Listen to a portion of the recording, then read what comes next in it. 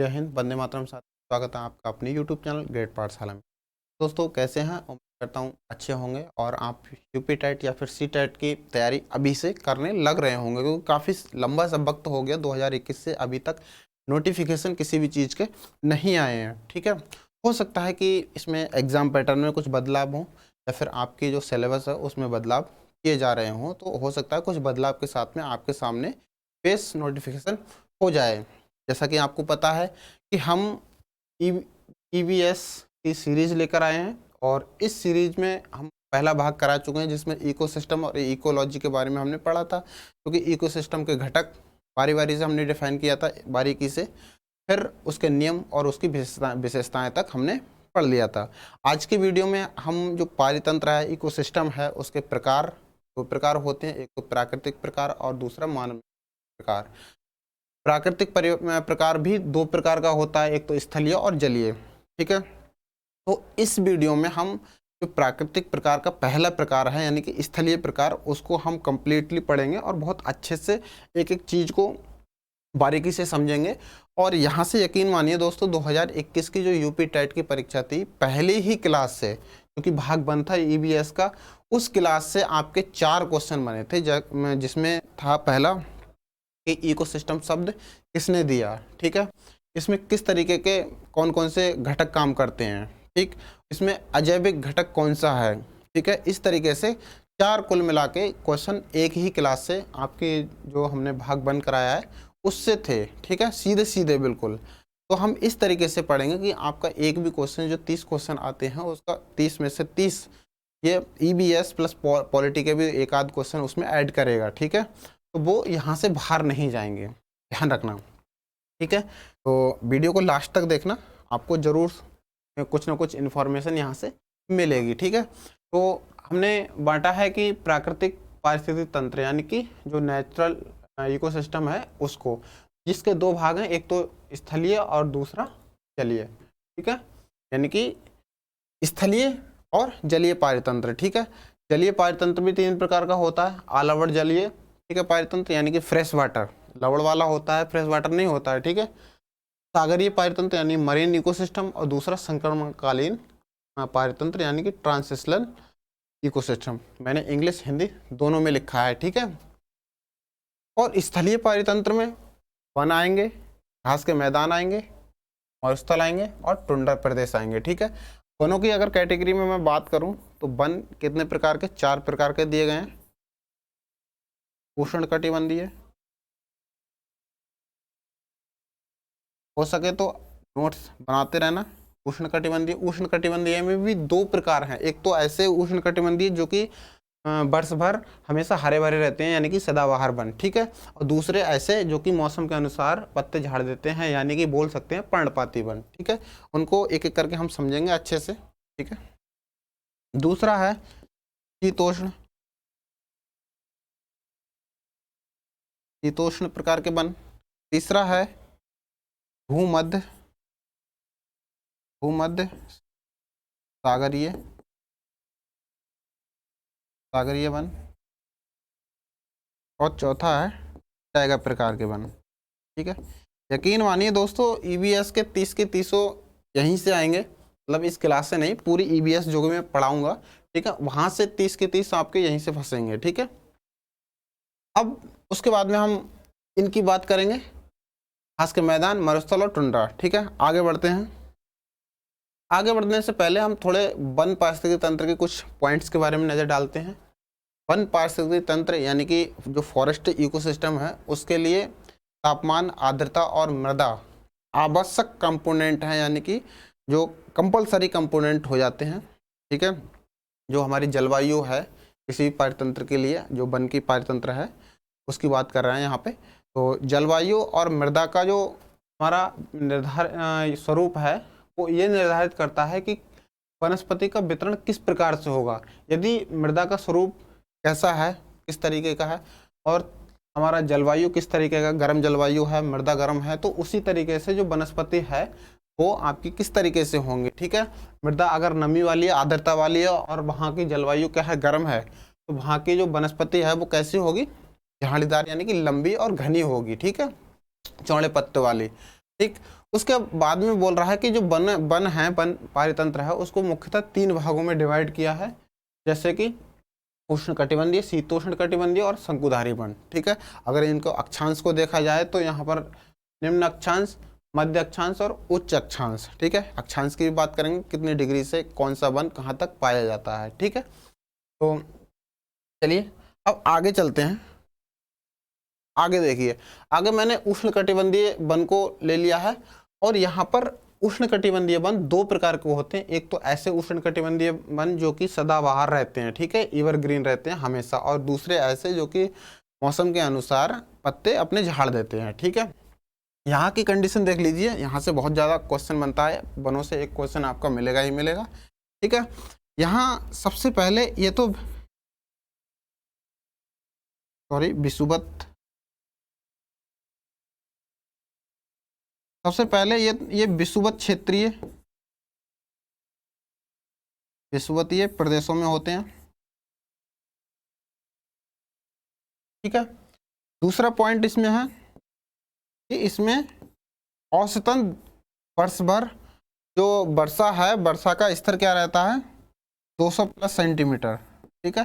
200 plus centimetre की वर्षा होती है, और यहाँ का जो तापमान होता है वो कैसा होता है, उच्च होता है। ठीक है। यानी कि बहुत ज़्यादा होता है, उच्च तापमान होता है, उच्च तापमान होता है, और उच्च ही आर्द्रता हो रहती है।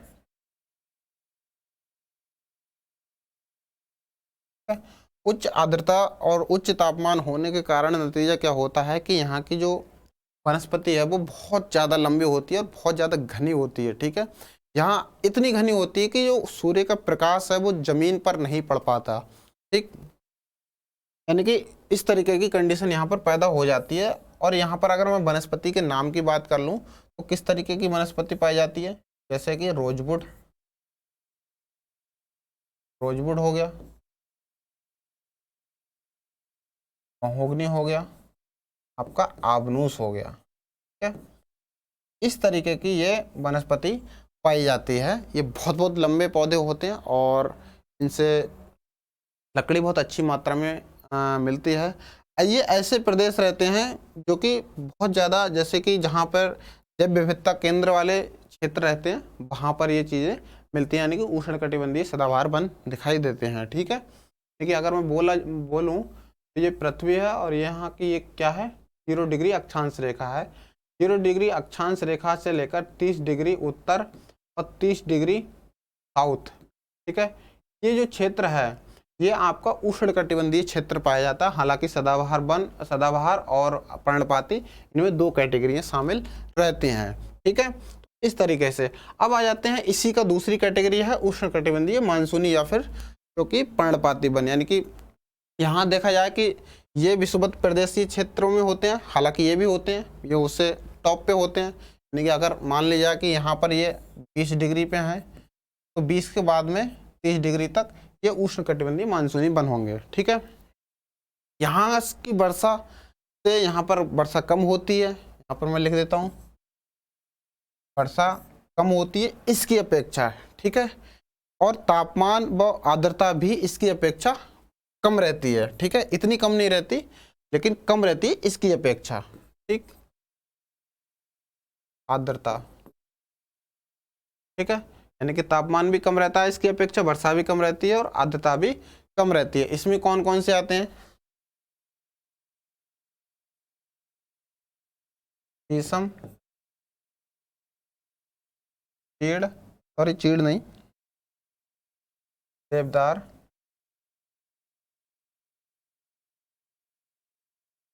ठीक है। इस तरीके के जो पेड़ हैं, जो पौधे हैं, वो आते हैं और ये मौसम के अनुसार अपने पत्तों को गिरा देते हैं। ठीक है। आगे चलते हैं। ये होगी हमारे उष्णकटिबंधीय वनों की बात। ठीक है। हमने देख लिया कि कौन कौन सी लकड़ी पाई जाती है और कौन कौन सी। तो बाद में आते हैं शीतोष्ण कटिबंधीय यानी कि टेम्परेट फॉरेस्ट। ठीक है। टेम्परेट फॉरेस्ट भी 2 प्रकार के होते हैं, एक तो शीतोष्ण सदाबहार वन और दूसरा शीतोष्ण मानसूनी या फिर पर्णपाती वन। ठीक है। अब यहाँ पर बात आते हैं यानी कि शीतोष्ण, यानी कि ये गर्मी भी है और शीत भी है। उसकी अपेक्षा यानी कि उष्ण कटिबंधीय की अपेक्षा यहाँ पर जो मौसम है वो वहाँ की अपेक्षा ठंडा रहता है, ठीक है, ठंडा रहता है। नतीजन यहाँ यूकेलिप्टस पाई जाती है इसमें, यानी कि शीतोष्ण प्रकार के सदाबहार वन में, ठीक है, यूकेलिप्टस पाई जाती है, ठीक है। इस तरीके की जो हमारे शीतोष्ण कटिबंधीय वन है उसमें मिलते हैं, ठीक है। अब यहाँ पर ये जो शीतोष्ण प्रकार के वन है वो भारत में भी पाए जाते हैं, भारत में भी पाए जाते हैं, ठीक है, पाए जाते हैं। हालांकि इनसे बहुत ज़्यादा डीपली क्वेश्चन नहीं पूछेगा, सिर्फ इतना ही पूछेगा कि शीतोष्ण प्रकार के वन कितने प्रकार के होते हैं, ठीक है। तो इसमें कौन कौन से पौधे शामिल रहते हैं, जैसे यूकेलिप्टस होगी, शीशम इसमें भी शामिल हो जाएगा, ठीक है। और मानसूनी वन जो कि इसके पत्ते झाड़ देते हैं, तो उसमें आएगा आपका चेस्टनट, वॉलनट, इस तरीके के जो हमारे वन हैं, जो पौधे हैं वो आ जाएंगे, ठीक है। तो ये दोनों ही प्रकार के पौधे हो जाते हैं शीतोष्ण कटिबंधीय वन प्रकार के, ठीक है, वन प्रकार के हो जाएंगे। तो ज़्यादा नहीं लिखना है। अब आगे आते हैं भूमध्य सागरीय वन, ठीक है। भूमध्य सागरीय वन ऐसे रहते हैं कि ये जो है आपके मध्य अक्षांशों में, महाद्वीपों के पश्चिमी भागों में ये वन पाए जाते हैं, यानी कि जो अक्षांश हैं मध्य अक्षांशों में पाए जाते हैं, मध्य अक्षांशों में, ठीक है, पाए जाते हैं ये पश्चिमी महाद्वीपों में, ठीक है, पश्चिमी महाद्वीपों में,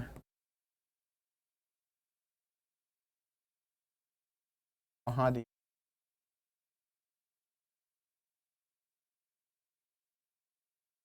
ठीक है। कौन से? भूमध्य सागरीय वन, जैसे कि इसमें आएगी नारंगी। और इसकी जो खास बात यह है भूमध्य सागरीय वन की कि इसमें जो वर्षा है वो जाड़े में होती है, ठीक है, वर्षा किसमें होती है? जाड़े में बारिश, ठीक है। यहाँ के जो दिन हैं वो गर्म रहते हैं और जो रातें हैं वो ठंडी व आर्द्रता भरी रहती हैं, ठीक है, आर्द्रता भरी रहती हैं, ठीक है। इसमें जैसे नारंगी हो गया, अंगूर हो गया, नाशपाती हो गया,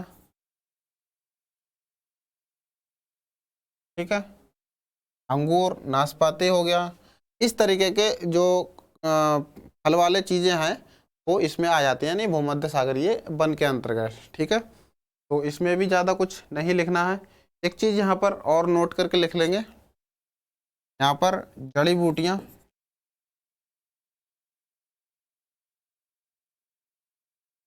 जड़ी बूटियाँ ज़्यादा मिलती हैं,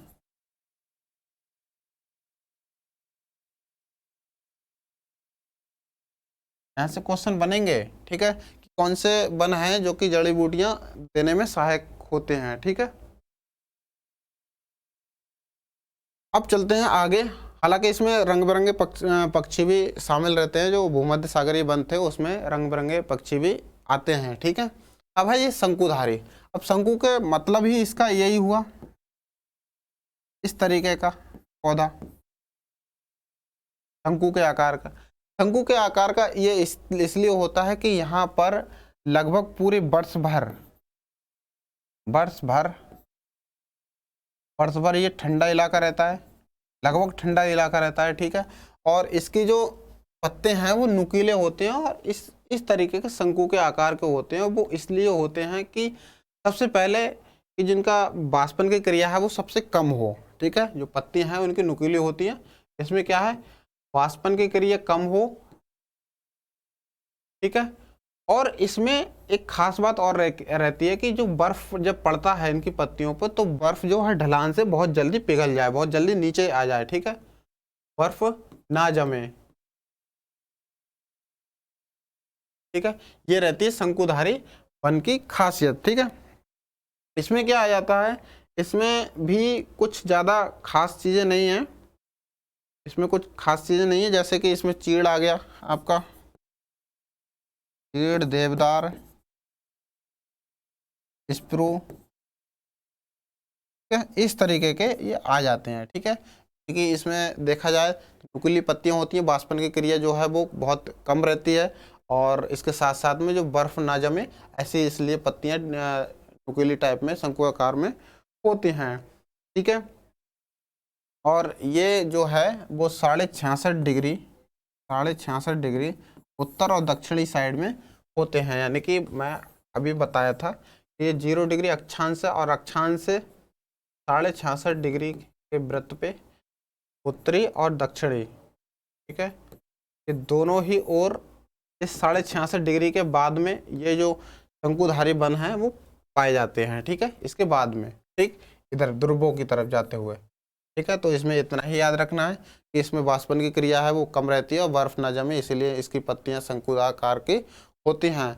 और जो इसमें वर्षा है वो वर्ष भर ये ठंडा रहता है, जिसमें पेड़ है वो चीड़, देवदार, स्प्रू जैसे पाए जाते हैं। ठीक है, अब आ जाते हैं यहाँ पर हमने पढ़ लिया कि शंकुधारी वन तक। ठीक है, बिल्कुल कंप्लीट हो गया। अब आ जाते हैं कि घास के जो पारितंत्र हैं वो। ठीक है, घास के पारितंत्र में बिल्कुल कुछ ज़्यादा याद नहीं रखना है आपको, जो घास के मैदान है उनका नाम याद रखना है। ठीक है, घास के पारितंत्र से मतलब है कि ऐसे क्षेत्र जहाँ पर पेड़ पौधे नहीं हैं, जहाँ घास है वहाँ पर घास का पारितंत्र पाया जाता है। ठीक है, जैसे कि कुछ घासों के मैदान के मैं नाम यहाँ पर लिख दूँ, क्योंकि परीक्षाओं में बहुत ज़्यादा पूछे जाते हैं कि प्रेरी घास के मैदान कहाँ पे हैं। ठीक है, प्रेरी घास के मैदान कहाँ पे हैं, तो जैसे कि प्रेरी, प्रेरी मतलब संयुक्त राष्ट्र अमेरिका। ठीक है, संयुक्त राष्ट्र अमेरिका में है। अब इसको याद कैसे करेंगे, प्रेरी को याद कैसे करेंगे कि जो अमेरिका है वो सबसे ज़्यादा पावरफुल देश माना जाता है, चाहे हो या ना हो, लेकिन ऐसा माना जाता है कि संयुक्त राष्ट्र अमेरिका जो है वो सबसे ज़्यादा पावरफुल देश है। सारे देश हैं इससे क्या करते हैं, प्रे करते हैं, हाथ जोड़ के क्या करते हैं, प्रे करते हैं। तो प्रेरी से हम क्या याद रखेंगे, संयुक्त राज्य अमेरिका। घास का मैदान क्या है, प्रेरी। ठीक है, अब स्टेपीज, एक घास का मैदान आता है स्टेपीज। ठीक है, ये आता है आपका यूरेशिया का।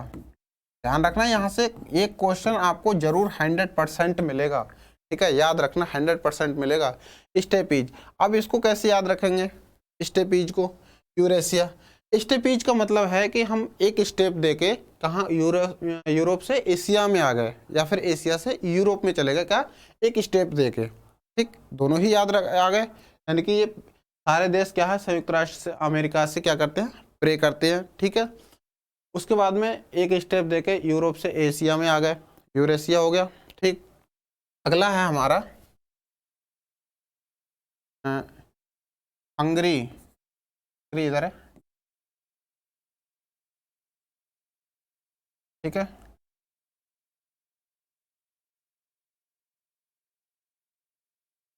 हंगरी का है हमारा पुस्टाज,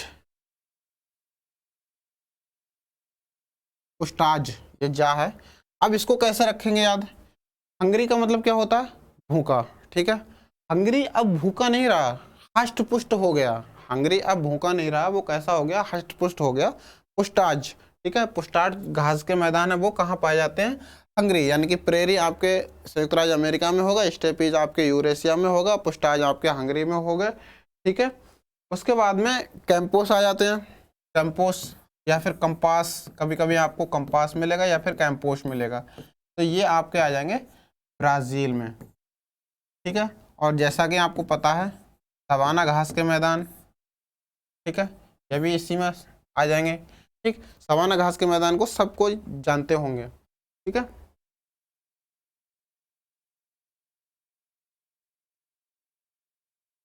ठीक है, यानी कि ये अफ्रीका में पाए जाएंगे, अफ्रीका में, ब्राज़ील में नहीं है।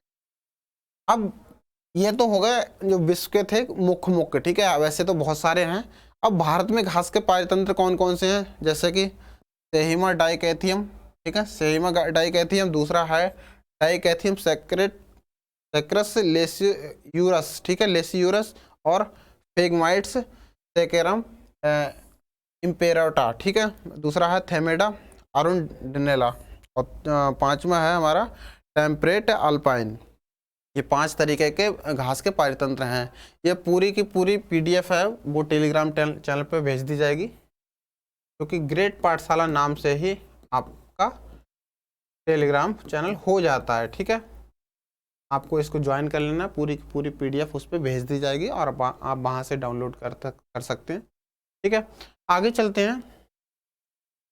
आगे आ जाता है कि टुंड्रा, ये लास्ट है इसका, फिर उसके बाद में हम चलेंगे जलीय पारितंत्र पे, ठीक है।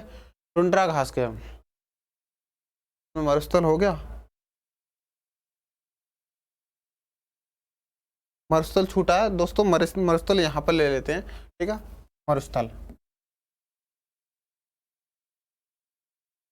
मरुस्थलीय पारितंत्र,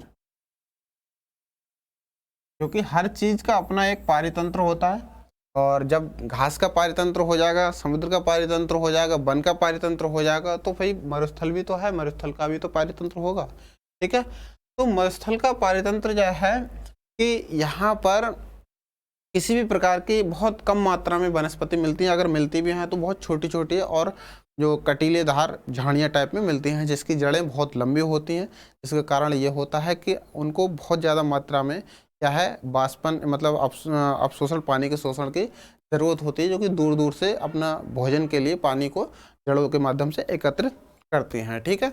और कटीले होने का कारण यह है कि जो सूर्य का प्रकाश है, तो वहाँ से जो कांटे हैं उसके कांटों से ही क्या करती हैं, वो भोजन बनाने का काम करते हैं, ठीक है। वहाँ पर जो मरुस्थल में पशु हैं वो ऊंची टांगों के पाए जाते हैं, जिससे कि क्या होता है कि जो अपने पेट है वो वहाँ की मरुस्थल की गर्मी से बचाया जा सके, ठीक है। और ये रात्रिचर होते हैं। रात्रिचर का मतलब होता है कि रात्रि में चलने वाले होते हैं, और इसीलिए वो दिन के समय में वो अपने आप को वहाँ की लू और वहाँ की गर्म हवाओं से बचा सकते हैं, ठीक है। तो लिखते हैं यहाँ पर मरुस्थल पारितंत्र, मरुस्थल पारितंत्र हम लिखते हैं। नंबर 1 आप लिखिए कि ये 15 से 30 डिग्री अक्षांश, यानी कि उत्तरी और दक्षिणी दोनों अक्षांश के क्षेत्र में मिलता है, ठीक है। ग्लोब की अगर बात करूं तो 15 से लेकर 30 डिग्री तक ये जो मरुस्थलीय है, मरुस्थलीय पारितंत्र है, वो देखने को मिल जाता है, ठीक है। हर जगह नहीं, लेकिन वहाँ पर इतने डिग्री से इतने डिग्री के बीच में देखने को मिलता है। क्यों मिलता है? क्योंकि यहाँ पर सूर्य की रोशनी सीधी पड़ती है और यहाँ पर बहुत ज़्यादा अत्यधिक गर्मी पड़ती है, और गर्मी के कारण वहाँ क्या हो जाता है, आर्द्रता नहीं हो पाती, वहाँ रेत ही रेत होती है। और आर्द्रता जब नहीं मिल पाती है मृदा को, हमने शुरुआत में ही बात किया था कि किसी भी प्रकार का वन है उसके पारितंत्र होने के लिए मृदा, तापमान और जलवायु एक बहुत महत्वपूर्ण कंपोनेंट है। इन तीनों का कॉम्बिनेशन, यानी कि जलवायु और मृदा का कॉम्बिनेशन ही बताता है कि वहाँ की जो पारितंत्र है, वहाँ की वनस्पति है, उसका स्तर, उसका जो डिस्ट्रीब्यूशन है वो किस तरीके से होगा, ठीक है। तो यहाँ पर किस तरीके से हो गया कि मरुस्थलीय पारितंत्र बन गया है भाई, छोटी छोटी झाड़ियाँ बन गई हैं, ठीक है। यहाँ पर क्या है, झाड़ियाँ टाइप में झाड़ियाँ देखने को मिलती हैं, झाड़ियाँ देखने को मिलती हैं। जैसे उसमें बबूल आ जाता है, कैक्टस हो जाता है, कैक्टस हो जाता है, नागफनी हो जाती है, आपकी हो जाती है। इस तरीके को होते हैं कि बबूल, और उसके साथ साथ में मेहंदी भी आ जाती है इसमें, ठीक है। तो इस तरीके के छोटे पौधे जो कि जिनकी जड़ें लंबी होती हैं और कटीले होते हैं, इस तरीके के पौधे पाए जाते हैं,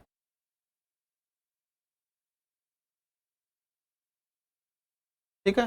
तो ये हो जाता है आपका मरुस्थलीय, ठीक। हालांकि मैंने बता दिया कि ये रात्रिचर होते हैं, रात्रि में चलते हैं और दिन में अपने आप को सुरक्षित समझते हैं, और ये लंबी टांगों के वहाँ पर जानवर देखने को मिलते हैं, जैसे कि शुतुरमुर्ग हो गया, और भी बहुत सारे, जैसे ऊँट हो गया, सारे के सारे लंबी टांगों वाले जानवर हैं वो पाए जाते हैं, ठीक है।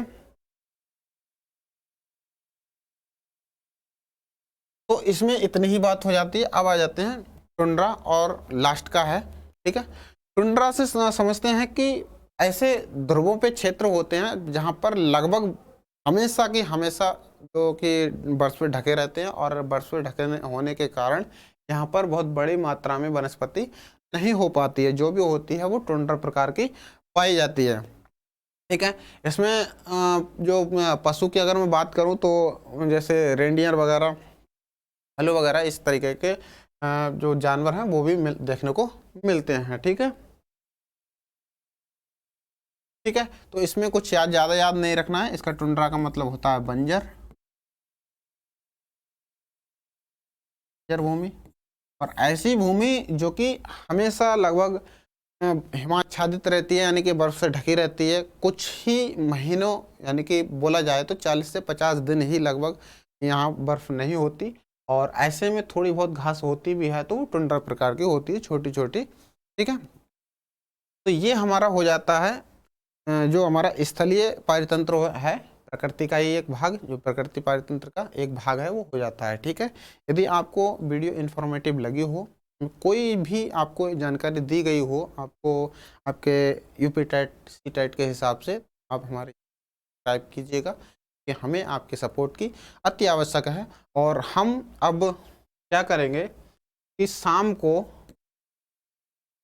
सबसे पहले आपको प्रीवियस ईयर क्वेश्चन लगाएंगे, PYQ। ठीक है। उसके बाद में हम मॉक टेस्ट या फिर प्रैक्टिस सेट आपको लगाना स्टार्ट कर देंगे। ठीक है। इसके यूपी टेट को ध्यान में रखते हुए आपके मॉक टेस्ट यहाँ पर लगवाए जाएंगे धड़ल्ले से। शुरुआत में हम क्या करेंगे, जो पुराने क्वेश्चन पेपर हैं पिछले साल के, उससे कराएंगे, जिससे कि आपको लगेगा कि हमारी जो क्लासें हैं वो क्या वाकई इसमें से फंस रहा है या फिर हम फेंक रहे हैं। ठीक है। तो ऐसा बिल्कुल ना समझे। आप 2021 का क्वेश्चन पेपर उठा के देख लीजिए। पहली ही क्लास से आपके 4 क्वेश्चन मिलेंगे दोस्त, 4 क्वेश्चन। ठीक है। 4 क्वेश्चन है पहली ही क्लास से। इतने हम डीपली तरीके से, लंबी क्लासें होती हैं लेकिन डीप होती हैं। चलिए इस क्लास में इतना ही, और पुनः मिलेंगे एक जलीय पारितंत्र को लेकर। ठीक है। तब तक के लिए जय हिंद, जय भारत।